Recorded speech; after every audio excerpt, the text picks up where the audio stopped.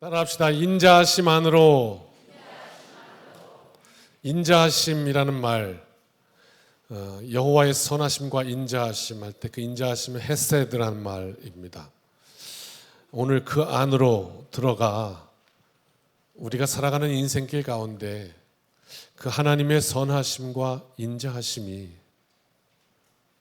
나와 함께 일생토록 하늘의 은총 붙잡고 승리하는 우리 모두가 되기를 주님의 이름으로 축복합니다. 그러면 말씀은 우리에게 어떻게 축복하고 있는가? 그 하나님의 선하심과 인자하심이 나를 따르게 될 때 내 삶의 발걸음 가운데는 어떤 일들이 일어나게 되는가? 너무 멋있고 너무 은혜롭고 너무 감사하고 오늘 이 감격과 기쁨이 충만해서 돌아가서 이 한 주간 말씀으로 승리하시기를 축복합니다.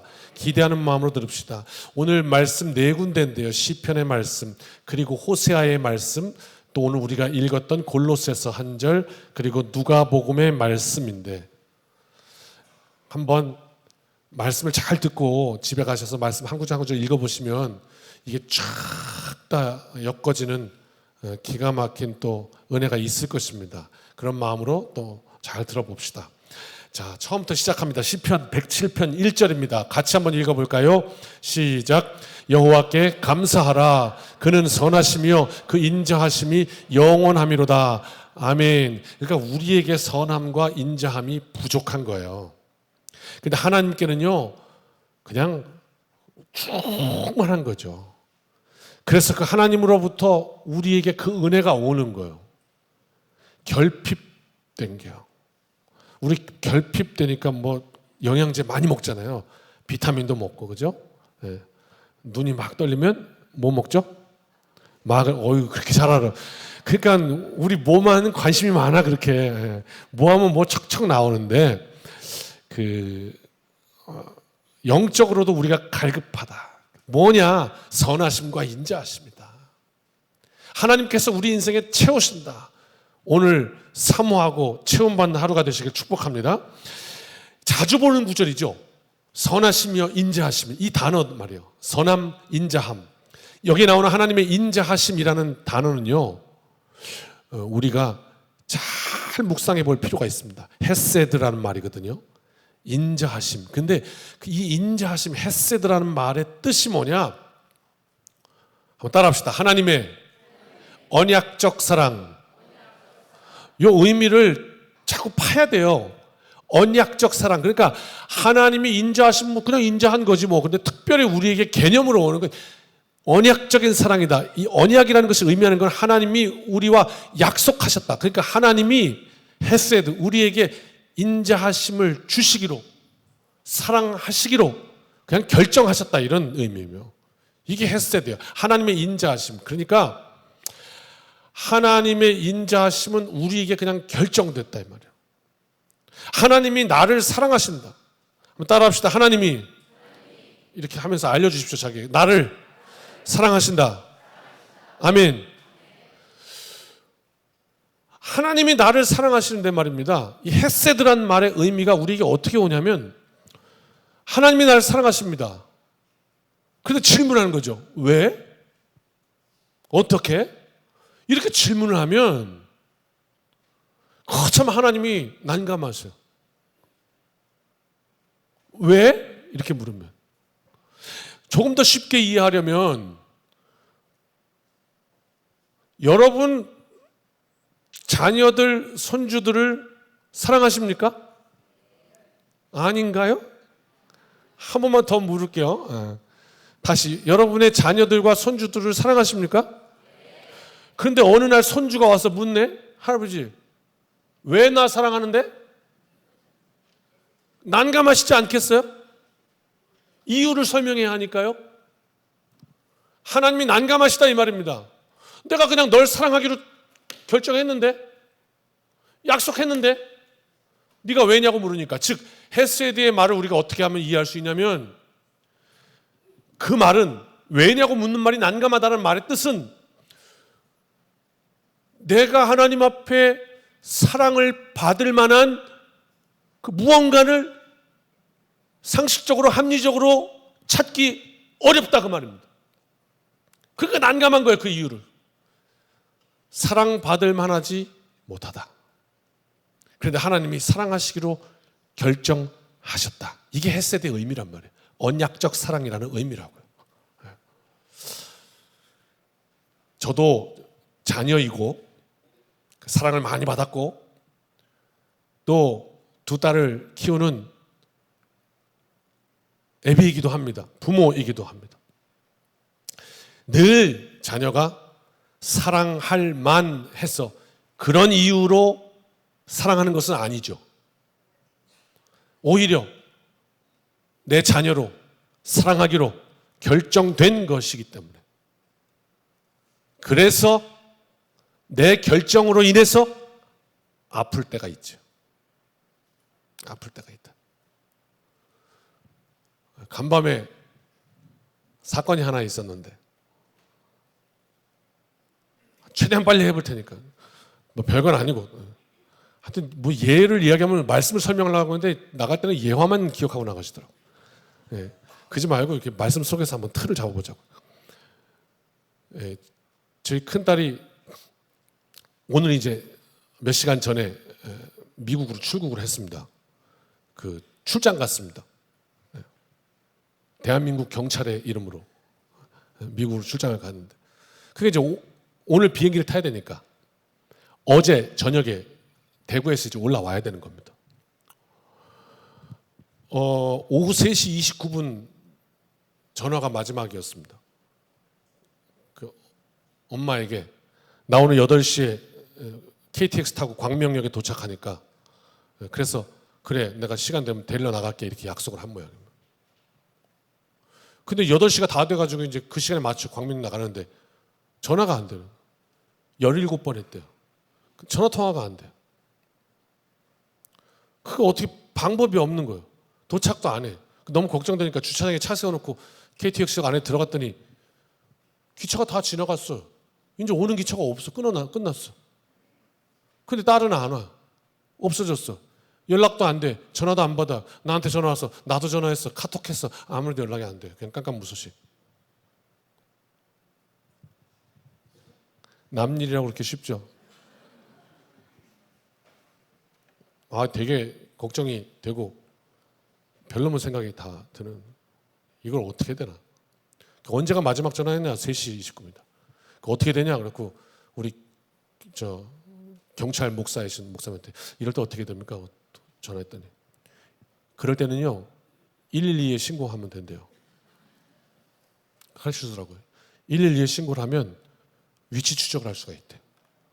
그래갖고 어쨌든 가르쳐 준다는 거예요. 최소한에. 그거 112에 신고를 했습니다. 그랬더니 경찰도 집으로 또 찾아온다고 그러고 여러 가지 정보를 묻더니 이제 위치 추적을 한 거죠. 너무 길어지면 안 되니까 결론만 말씀드리면 대구에 있는 집에서 쿨쿨 자고 있었습니다. 왜 며칠 동안 야근해가지고 이제 체력이 완전히 고갈돼서 그냥 기절해 버린 거야. 그래갖고 기차 타러 나가야 되는데 기차 시간도 모르고 그냥 거의 뭐 이렇게 된 거죠. 그니 문짝을 이제 두둥긴 거지. 누가 경찰 아저씨가 어떻게 됐을까 봐. 그래서 그냥 난리 났습니다.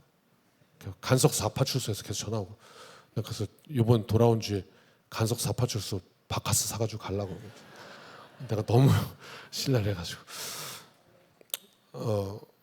딱 그 1시간이었는데 1시간 동안 수명이 좀 줄었습니다. 조금 줄었습니다. 생각이 너무 왔다 갔다 하고 또 그 시간에 또 아내는 운전을 하고 있던 터라 운전하면서 막 이렇게 정신이 나간 그 아내 말을 들으면서 또 혹시 또 2차 사고 날까 봐 그것도 걱정되고 아무튼 그래요. 사랑하기로 결정해서 아프죠. 그죠?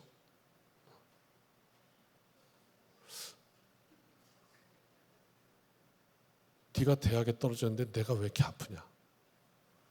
네가 대학에 합격했는데 왜 내가 들어간 것보다 더 좋으냐? 큰딸 눈이 너무 안 좋아서 안경을 딱 벗으면 발업도 안 보이거든요. 사람을 못 알아봅니다.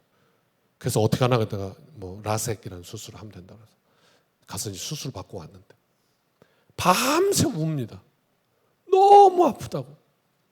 그러면서 나한테 이렇게 얘기를 하는데 이렇게 아플 줄 알았으면 내가 이거 안 하는 건데 했다고. 근데 그 말이 왜 이렇게 가슴이 아픈지. 대신 아파줄 수도 없고. 사랑할 만해서 사랑하는 게 아닙니다. 사랑하기로 결정해서 그 결정으로부터 아픔이 오는 것입니다. 하나님의 인자하심, 헤세드라는 말은 하나님의 결정을 말하고 있습니다. 그래서 하나님께서 아프십니다. 사랑하시기로 결정하셨습니다. 오늘 이 하나님의 인자하심, 이것이 우리에게 큰 감격으로 고백되어지는 주님의 날 되시길 주님의 이름으로 축원합니다. 두 번째 호세아의 말씀입니다. 간략히 읽어드리겠습니다. 집에 가서 다시 정독하십시오. 1절부터 4절. 이스라엘이 어렸을 때에 내가 사랑하여 내 아들을 애굽에서 불러냈거늘 선지자들이 그들을 부를수록 그들은 점점 멀리하고 바알들에게 제사하며 아로새긴 우상 앞에서 분향하였느니라. 그러나 내가 에브라임에게 걸음을 가르치고 내 팔로 안았음에도 내가 그들을 고치는 줄을 그들은 알지 못하였도다. 내가 사람의 줄 곧 사랑의 줄로 그들을 이끌었고 그들에 대하여 그 목에서 멍에를 벗기는 자 같이 되었으며 그들 앞에 먹을 것을 두었노라. 그 헤세드, 하나님의 사랑하시기로 결정하심이 호세아에서의 말씀은 여기서부터 출발하거든요. 애굽에서 종살이하던 백성, 그 백성들이 너무 괴로워서 부르짖기 시작합니다. 오늘 우리가 살아가는 이 땅, 우리가 읽었던 오늘 골로새서 본문에서 위의 것을 찾으라 그랬는데 오늘 그 위라고 하면 우리는 아래에서 살아가고 있잖아요. 그러니까 아래에서 찾는, 아래에서 사는 사람들이 아래에서 살지만은 위의 것을 찾으라 이렇게 말씀했는데 애굽 종살이에 너무 힘들어서 부르짖었을 때에 하나님께서 그 음성을 들었다. 그리고 그 백성을 가나안으로 인도하여 주셨다. 종살이하던 백성에게 인권이 어디 있어요? 자유가 어디 있어요? 다 뺏기고 매맞고. 더 기가 막힌 건 그것을 당연하다고 받아들이는 것. 이 시대에서는 상상도 이해도 잘 안 돼요. 나이가 지긋이 있으신 그래도 수십 년 전에 삶을 사셨던 어른들께서는 조금 이해할 수 있어요. 왜? 우리도 많은 사회가 변했으니까. 지금은 이해 잘 안 돼요. 그냥 뺏기는 게 당연한 거예요. 짓밟히는 게 당연한 거예요. 매맞는 게 당연한 거라고요. 예전에 군대 가셔서 그런 얘기 하시대요. 잠자기 전에 매를 안 맞으면 잠이 안 온다고. 왜? 하루도 안 빼놓고 맞아야 되는데 오늘 안 때려. 잠이 안 와. 왜? 자다가 깨워서 때릴 것 같아. 불안해서 잠이 안 오는 거야. 그냥 맞아야 아이고 이제 오늘 할 거 다 했다. 그리고 잠이 이해가 안 되죠. 이해가 안 되지. 그런 종살이하던 애굽의 백성들을 하나님께서 가나안 땅으로 인도해 주셨어요. 이런 이야기야.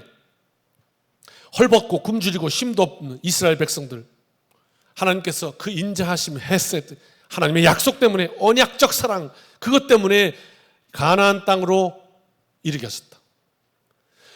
가나안 땅으로 이스라엘 백성들이 하나님의 인도하심으로 옮겨갔거든요. 우리의 인생이 하나님의 인도하심으로 구원의 땅으로 옮겨갔거든요. 여러분, 이곳을 성경은 뭐라고 그러냐면 젖과 꿀이 흐르는 땅이라 그래요. 무슨 이야기냐?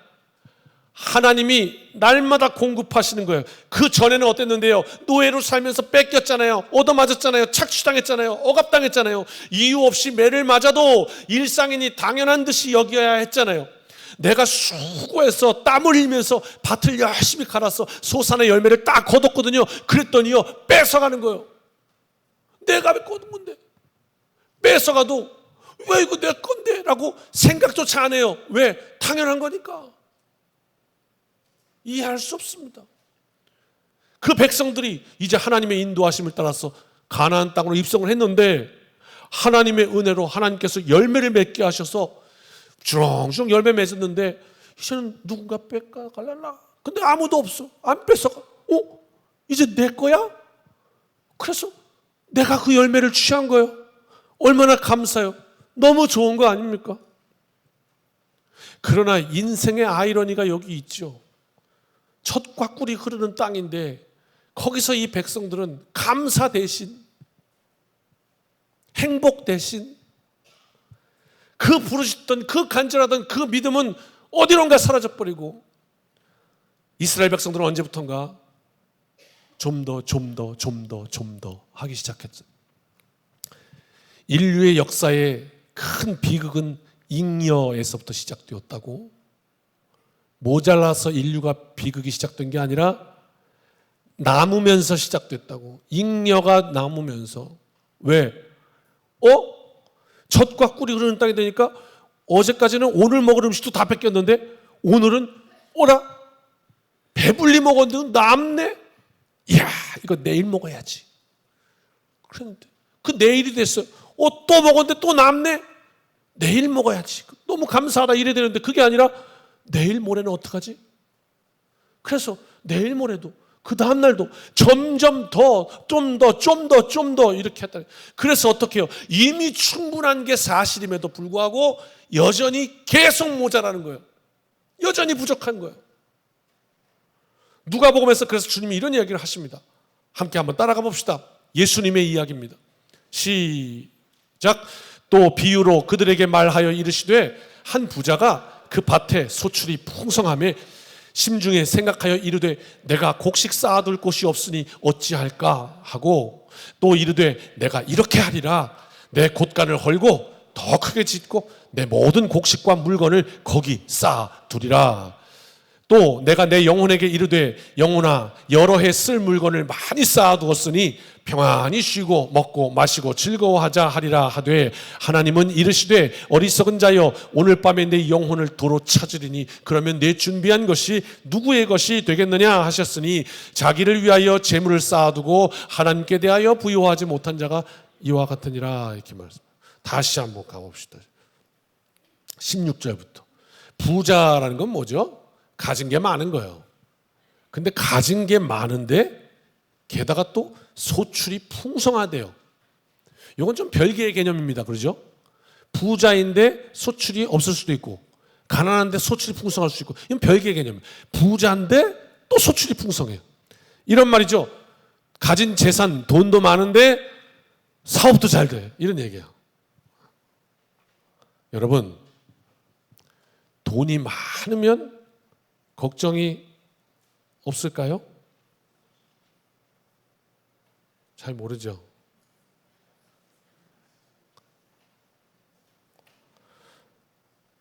돈 많은 이는 걱정이 없을까요? 우리 그러잖아요. 야, 내 수중에 진짜 얼마만 있으면 진짜 걱정이 없겠다 그러잖아요. 그럴까요? 부자도 나름 걱정이 있답니다. 근데 우리가 들으면 진짜 신경질 나는 걱정. 어떤 걱정인지 들어보실란가요? 17절. 이 부자는 이런 걱정을 했답니다. 시작. 심중에 생각하여 이르되 내가 곡식 쌓아둘 곳이 없으니 어찌할까 하고 고민했대요. 한 대 때려주고 싶죠. 코미디 아닙니까? 걱정했는데 부자도 어떤 걱정? 이거 어디다 쌓아두지? 이거 어디다 쌓아두지? 간식 2개 주니까 하나 먹고 배불러갖고 하나 감춰두려고 낑낑대는 강아지 모양. 코미디 같은 장면입니다. 그래서 이 부자는 걱정하다가 결국 그 걱정을 해결합니다. 어떻게? 18절 19절 시작. 또 이르되 내가 이렇게 하리라 내 곳간을 헐고 더 크게 짓고 내 모든 곡식과 물건을 거기 쌓아두리라. 또 내가 내 영혼에게 이르되 나한테 말했다는 걸 스스로 영혼아 여러 해 쓸 물건을 많이 쌓아두었으니 평안히 쉬고 먹고 마시고 즐거워하자 하리라 하되 그랬다는 거야. 걱정이 있었는데 해결이 됐어요. 더 곳간을 크게 하고 많이 쌓아뒀어요. 그리고 드디어 완공이 됐습니다. 창고가.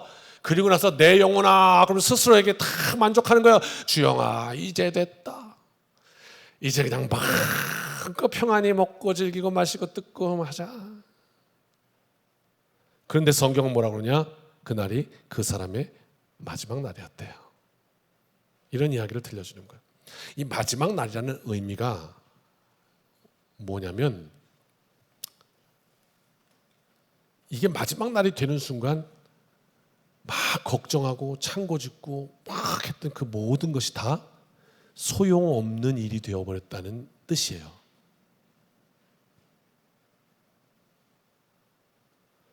그 소용없는 일을 이스라엘 백성들이 하나님 인도하시는 가나안 땅, 젖과 꿀을 흐르는 땅에서 엄청 하다가 그것도 모자라는 거예요. 그래서 어떻게 하느냐? 바알에게 가서 제사를 드리면 더 많이 준댄다. 그래서 하나님도 저버리고 인도하신 은혜도 저버리고 바알에게로 가서 제사를 지내고 있는 거. 오늘 말씀 보니까 아로 새긴 우상에다가 절을 했다. 아로 새겼다는 거는요, 그냥 그 섬세한 핀으로 아주 정교하게 새긴 글씨를 말하는 거예요. 아로 새겼대요. 우상을 새기는데 그렇게 진심이야. 큰 열정을 다해서 그거 섬기느라고 다 잊어버렸다. 이것이 호세아서의 말씀이거든요, 오늘. 그럼에도 불구하고요. 그럼에도 불구하고. 아니, 여러분, 우리가 살면서 그런 말 하잖아요. 은혜를 뭘로 갚아요? 그런 말 안 쓰나요? 원수를 은혜로 갚는 건가? 알아요. 내가 그냥 한번 해본 거예요. 네. 아니, 하나님이 그렇게 은혜를 주셔서 가나안 땅으로 입성하게 하셨는데 세상에 은혜를 원수로 갚아도, 그러면 하나님께서 그 백성들을 보실 때 어떤 마음이 들었겠냐고. 언약적 사랑, 헤세드 때문에 참 아팠겠지. 하나님께서 호세아에게 이렇게 말씀하시네요. 8절. 그 백성들 앞에서 아로 새긴 우상에게 분향했다라고 말씀하시면서 바로 다음에 뭐라고 하시냐면 같이 읽읍시다. 시작. 에브라임이여 내가 어찌 너를 놓겠느냐. 이스라엘이여 내가 어찌 너를 버리겠느냐. 내가 어찌 너를 아드마같이 놓겠느냐. 어찌 너를 스보임같이 두겠느냐. 내 마음이 내 속에서 돌이켜 나의 긍휼이 온전히 불붙듯 하도다. 아멘. 이것이 하나님의 언약적 사랑, 헤세드, 하나님의 인자하심입니다. 그 사랑 앞에 그러면 우리가 이제 합당하게 살아야 하지 않겠습니까? 그렇죠? 내가 막 내 멋대로 살았는데 어느 날 그럼에도 불구하고 나밖에 모르는 아버지, 어머니, 그 사랑 앞에 그냥 무너지는 거라고요. 그러면 무너졌으면 좀 뭔가 내 삶도 기쁘게 해주고 싶어. 우리 엄마, 우리 아빠 맨날 울게 만들었으면 이제는 좀 우리 아빠, 엄마 좀 얼굴에 웃음꽃 좀 피게 해주고 싶어. 그런 마음이 있잖아요, 우리한테. 뭔가 밸런스가 좀 맞아야 되잖아요. 그 가운데 사람 사는 맛도 있고, 그렇죠? 그래서 그런 맛이 들었으니까 하나님의 인자하심을 맛보았으면 우리도 좀 예쁘게 살고 싶고 잘 살고 싶고 한 거. 그것을 어떻게 얘기했냐? 골로새서는 따라합시다. 위의 것을 찾으라. 그렇게 말했어요. 우리가 사는 삶은요, 아래 것이에요. 우리는 아래에서 살고 있거든. 위아래로 표현한다면, 성경의 표현대로 하면 우리는 아래에서 살고 있는 게 현실이에요. 그런데 어떻게 했으면 우리가 더 잘 살 수 있겠냐? 아래에 살고 있지만 우리는 위의 것을 찾으며 살자는 거예요. 할렐루야. 위의 것을 찾는다는 게 뭔가? 시편의 말씀 조금 더 읽어볼까요? 오늘 본문 4절부터 9절까지인데요. 함께 읽어봅시다. 시작. 그들이 광야 사막길에서 방황하며 거주할 성읍을 찾지 못하고 줄이고 목이 말라 그들의 영혼이 그들 안에서 피곤하였도다. 이에 그들이 근심 중에 여호와께 부르짖음에 그들의 고통에서 건지시고 또 바른 길로 인도하사 거주할 성읍에 이르게 하셨도다. 여호와의 인자하심과 인생에게 행하신 기적으로 말미암아 그를 찬송할지로다. 그가 사모하는 영혼에게 만족을 주시며 줄인 영혼에게 좋은 것으로 채워주심이로다. 아멘. 여러분, 이거 기가 막힌 말씀이에요. 아래에서 살면서 어떻게 위의 것을 찾는 삶인가가 너무 잘 나왔어. 4절부터 볼까요? 광야 사막길에서 방황해요. 거주할 성읍을 찾지 못해요. 이거 지금 위에 일이에요, 아래 일이에요? 아래 일이에요, 아래 일이에요. 4절. 예. 광야 사막길, 지금 우리 현실이에요. 아래 일이라고요. 거주할 성읍 찾지만 아래 일이에요. 그 다음 5절, 줄이고 목이 말라. 아래 일이에요. 너무 식내 갈급한 거라고요. 그래서 어떻게 해요? 영혼까지 피곤해졌어요. 진짜 피곤하다. 6절, 그 가운데 이들이 어떻게 했냐? 하나님을 찾았다고, 위의 것을 찾았다고요. 근심 중에 어떻게 해요? 여호와께 부르짖었다. 그랬더니 하나님께서 고통 속에서 건져주셨다. 또 위의 것을 찾았더니 7절, 하나님께서 우리 인생을 잘못된 길로 가지 않게 하시고 바른 길로 인도하셨다. 우리는 양과 같다고 그랬다고요. 지금 아무리 배가 부르고 지금 길이 평탄하게 보여도 우리는요, 우리가 가는 길을 잘 알지 못해요. 눈이 어둡다고요. 목자께서 인도해 주실 때 우리는 늘 잘 갈 수 있다고, 바른 길을. 잘못된 길을 가다가 골짜기를 만나고 헤어나올 수 없는 곳에 가서 허덕거리기도 하고, 그게 우리 인생의 모습 아닙니까? 하나님께서 바른 길로 인도하셨다. 언제? 위의 것을 찾을 때 여호와께 부르짖음에 아래를 살고 있지만, 그랬더니요 8절, 그 여호와의 인자하심, 이게 언약적 사랑이라고요. 헤세드라고요. 하나님이 그냥 우리를 사랑하시고 결정한 것, 이것 때문에 우리 인생에 기적이 일어났고 그것을 우리는 찬송한다. 그러면서 고백합니다. 9절, 사모하는 영혼에게 만족을 주신다. 줄인 영혼에게 좋은 것을 채워주신다. 우리 아래의 삶이거든요. 근데 그로 말미암아 위의 것을 찾는다는 건 이런 의미다라는 거예요. 예, 오늘 말씀에 있는 호세아서 있는 것도, 이스라엘 백성이 애굽에서 부르짖었던 것도 다 아래 것입니다. 세상에서 우리가 찾는 거예요. 위의 것을 찾으라. 우리의 모든 삶 가운데 이 한 주간 하나님과 연결될 수 있도록. 중고등부 수련회 잘 다녀오셨습니까? 이번에 주제가 그거 아닙니까? 로그인. 위의 것을 찾으라. 연결됐습니까? 연결됐습니까? 그거 아닙니까? 아무것도 아닌 이야기인데, 어저께 여기 이마트 24 편의점 갔던 얘기 하나 해드릴게요. 뭐 별거 아닙니다. 그냥 우유 하나 사갖고 온 얘기인데, 저는 띵 하고 한 대 맞는 사건이어서.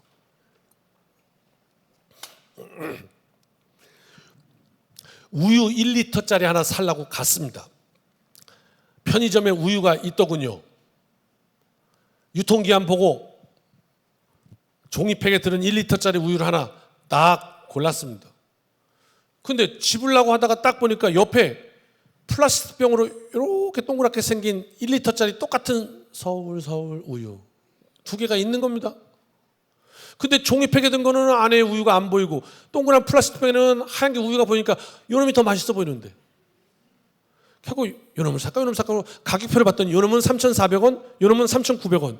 500원이 비싼데 왜 이렇게 이게 더 맛있어 보이는지. 그래서 그걸 집었습니다. 그리고 와서 아르바님에게 물었죠. 혹시 종이팩에 든 우유와 플라스틱에 든 우유가 다른 게 있나요? 이렇게 물었습니다. 묻는 순간 제 안에서 저 아닌 다른 제가 저에게 대답을 하였습니다. 이 멍충아, 그걸 질문이라고 하고 있냐? 야, 무슨 지금 네 앞에 있는 그 사람이 서울우유 직원이냐? 연구원이냐?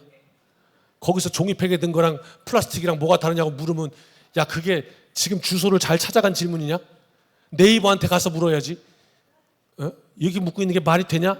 순간 저 안에서 그런 깨달음이 왔습니다. 그런데 그 알바님이 저한테 친절하게 대답을 해주는 겁니다. 근데 그 대답에 그만 제가 화가 나고 말았습니다. 화를 낸 건 아니고 속으로만, 얼굴은 웃고 있지만. 왜? 그 알바님이 저에게 이렇게 대답을 했습니다. 혹시 이것과 이거 다른 게 있습니까? 물었더니 알바님이 이렇게 대답했습니다. 이건 종이고 이건 플라스틱이네요. 그래서 제가 속에서 갑자기 욱 한 겁니다. 왜? 아니 나도 눈이 있다고. 설마 내가 그걸 몰라서 물었을까? 그래서 이렇게 된 거예요. 그리고 문을 열고 나오는데 진짜 뒤통수에 비수같이 한마디를 꽂더라고요. 그 알바님이 뭐라고요? 그거 두 개 맛 똑같아요 다.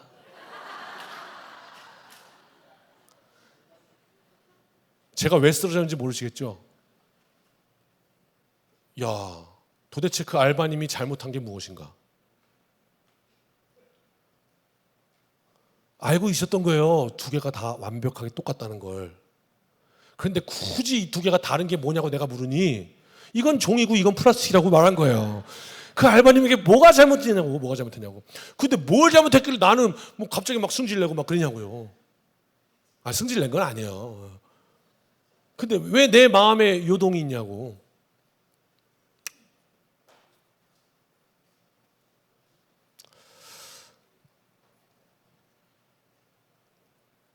여러분, 한 주간 살면서 우리가 누군가와 대화를 하고 누군가를 마주치고 할 때 혹여 상대방이 말 같지도 않은 말을 해도, 그죠? 혹여 전혀 이상한 말을 나에게 해도 우리가 하나님의 인자하심을 입었다라는 그 말씀이 지켜주시면 헤세드, 언약적 사랑이 나를 감싸고 계시다 하면 이런 생각이 나올 것 같아요.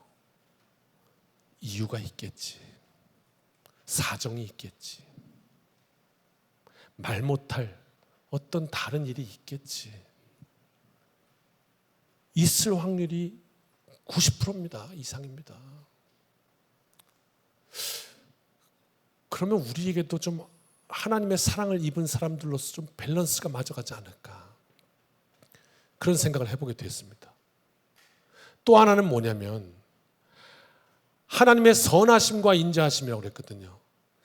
선하다는 거는요, 하나님이 바르다는 얘기입니다. 또 진리와 인자라고 표현합니다. 요즘 MBTI 성향을 보면 F다 T다 하는 항목이 있는데 그것이 이제 두 개를 나눠놨어요. 꼭 동과 서처럼. F는 뭐냐면 공감 능력입니다. 아내가 와서 여보 있잖아. 옆집 아저씨 말이야. 어떻게 나한테 그렇게 말을 할 수가 있어? 뭐? 요즘 조금 부으신 것 같다고? 그게 말이야? 막 화를 내.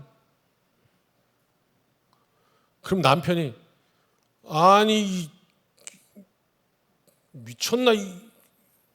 당장 가가지고 확 그냥 이게 F예요. 공감 능력. 근데 T도 있어. T는 즉시에 즉시. 그 얘기를 딱 듣자마자 뭐 살찐 당신이 잘못했구만. 팩트로 칵 때리는 거 이게 이제 T예요. 인자와 진리할 때 인자는 F에 가까울 거예요. 공감 능력이랄 거예요. 진리는요 T에 가까울 거예요. 상대방이 뭔가 말 같지도 않은 말을 할 때 인자가 작동하면 뭔가 이유가 있겠지. T는요, 내 자신이 말씀 앞에 설 때 네가 잘못한 거 이거야. 진리 앞에 탁 세울 수 있는 힘, 그게 T예요. 우리가 상황을 만날 때 사실 요즘 F의 시대다 그래갖고 막 T가 막 나쁜 건 아니에요. 둘 다 어느 것도 놓칠 수 없어요. 함께 가지고 있는 거예요. 그런데 적용이 잘 되어야 되는 거죠. 그렇죠? 막 상대방에 대한 답을 막 T로 하고 이러니까 문제가 되는 거죠. 나에 대한 답을 막 F로 하고 주영아 괜찮아 그럴 수 있어. 하면 그 정도 잘못도 잘못이냐? 괜찮아 이렇게.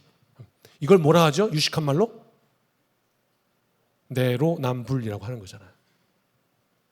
남에 대해서는 굉장히 엄격하고 진리로, 나에 대해서는 인자로, 이렇게.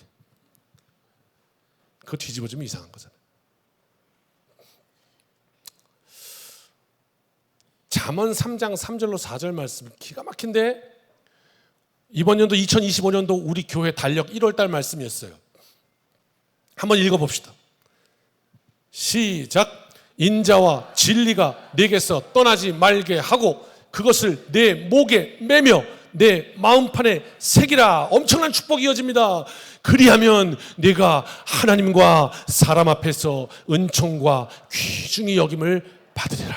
아멘. 우리 모두 이 큰 은혜의 주인공이 되시길 주님의 이름으로 축원합니다. 어떻게 한다고요? 3절. 인자와 진리가 너에게서 떠나지 않게 하라. 그게 안 떠나려고 발버둥 치라는 거예요. 어떻게? 목에다 아예 매라는 거예요. 목줄처럼. 못 도망가게 마음판에 새기고. 이 한 주간 우리의 삶의 현장 아래에서 사는 우리들에게 위의 것을 찾으라. 하나님의 진리와 인자하심, 헤세드. 하나님 감사합니다. 그리고 우리도 그 인자하심이 나왔으면 좋겠습니다.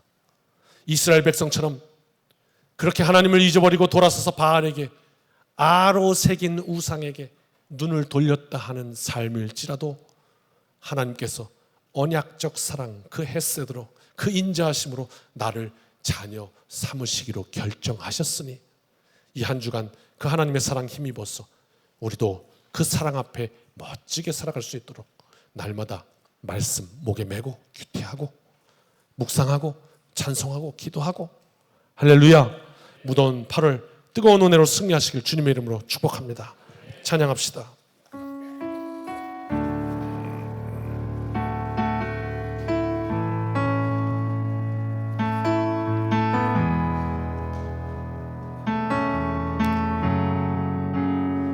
주 여기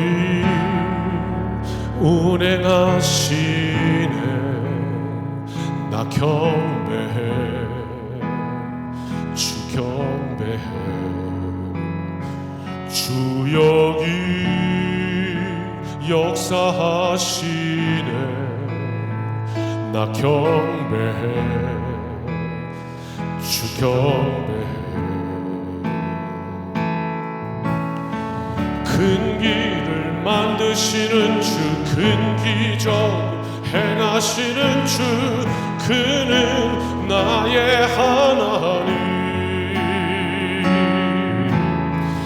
약속을 지키시는 주, 어둠 속 빛이 되시는 그는 나의 하나님.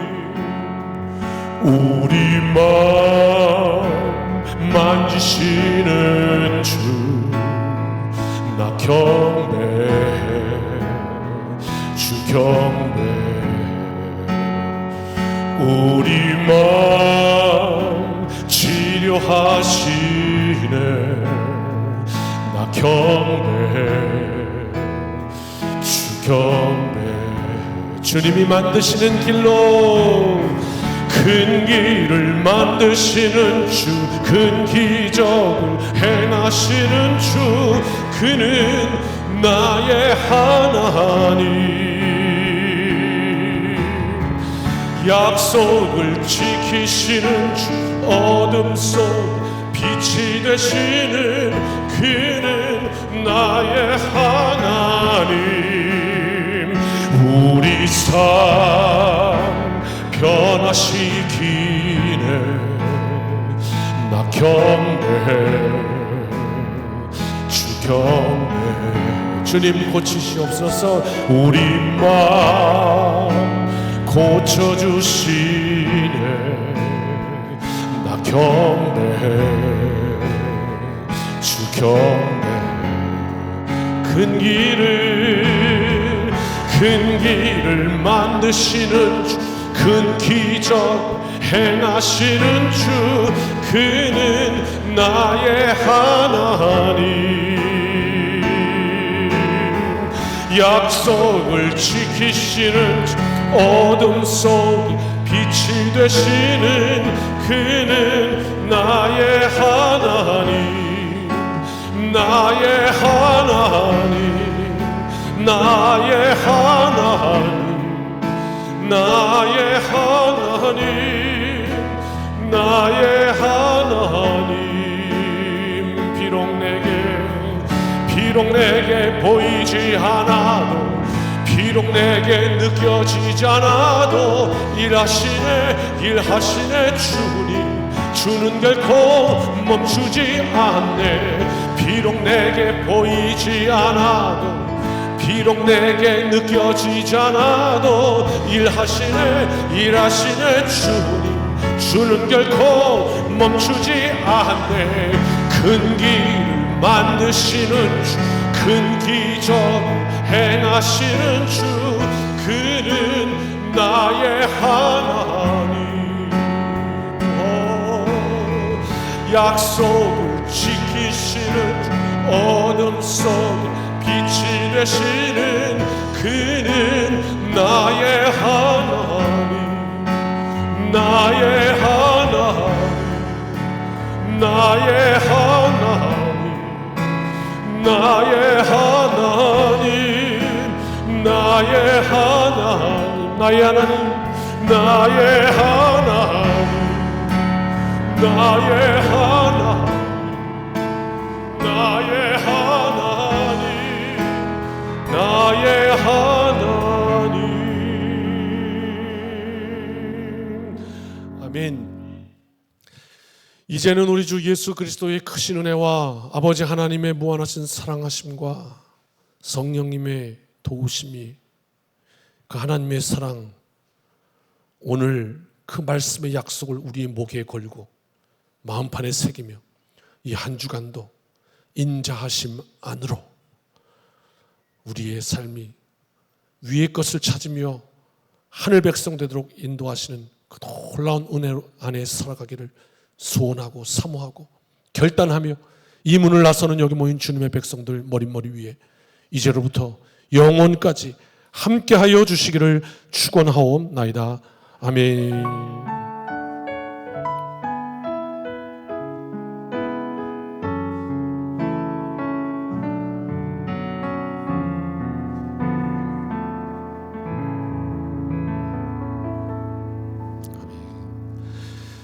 사랑하는 성도 여러분, 이 한 주간도 주님의 은혜로 승리합시다. 아멘.